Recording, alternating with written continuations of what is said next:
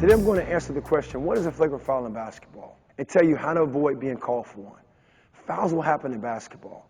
Sometimes they happen because you desperately want to make the right plays, and sometimes they happen because you send a message to the other team that today won't be an easy day and you won't be a pushover as far as the overall team. However, sometimes fouls get out of hand, and then they ruin the spirit of the game, which should be positive, social, and fun.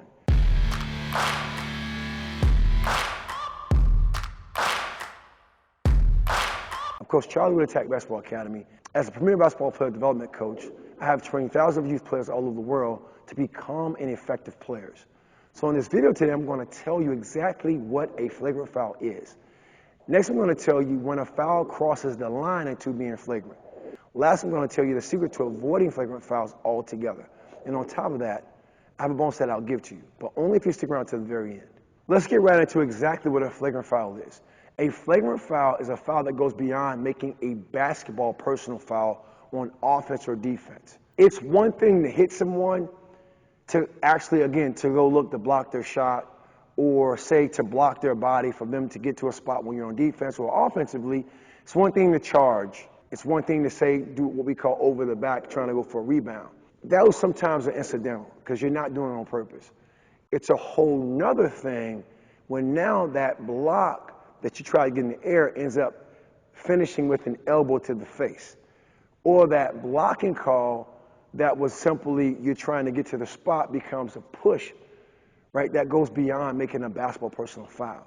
Offensively, now you're not only charging somebody, you're looking to throw your elbow out to send a message to them. And then lastly, say over the back, you not only go over the back, you might knee them. An over-the-top foul, something that goes beyond a personal foul, is what a flagrant foul is, right?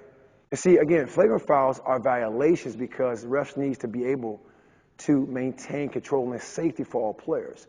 So that's why you want to be careful at understanding what a flagrant foul is to plan what I call becoming exceptional so you don't bend the rules. Overall, flagrant fouls are violations because refs need to be able to maintain control and safety of all players. We're trying to reach 1,000 subscribers by the end of the month, and we need your help. We roll out 5 new videos every week to help you become a premium basketball player. So help us reach our goal and click that subscribe button. Now let me tell you when a foul crosses the line into being flagrant. Most flagrant fouls occur when a player is upset and they do something that crosses the line of integrity. I talked about the spirit of the game. And I gave you examples. It's one thing, again, to say, go try to block a shot in the air. But it's another thing when you try to block a shot and then you elbow someone. And then sometimes you try to mask it, you try to play it off, you try to go block a shot, and because you don't like this player, you're upset, you're mad, you got fouls that you may feel are not calls for, right? And all of a sudden you do something extra.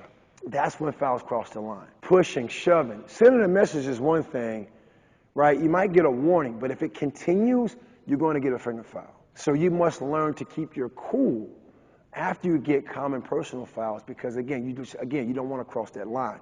You don't want the referee to become subjective, and all of a sudden now, when you're getting fouled, they're not calling fouls for you. So take heed to understanding what a flagrant foul is and how to avoid them altogether. Now that you know how to stay calm to avoid flagrant calls, I want you to comment below with integrity and click the thumbs up. Let us know you like this video. Now I'm going to tell you the secret to avoiding flagrant fouls altogether. Ask the referee questions. Don't question the referee, meaning they call a foul on you and you put your hands up or you walk off like you're ticked off. Don't do that. Ask questions. See, I was first introduced to this concept by a college player that used to come to my high school games, and he taught me a valuable lesson. And the lesson he taught me was go talk to the referees before the game. Introduce yourself, then ask them this one simple question. How are you going to call fouls today? Right? And if they don't understand your question, ask, hey, what do you call a blocking foul? What do you call a charging foul?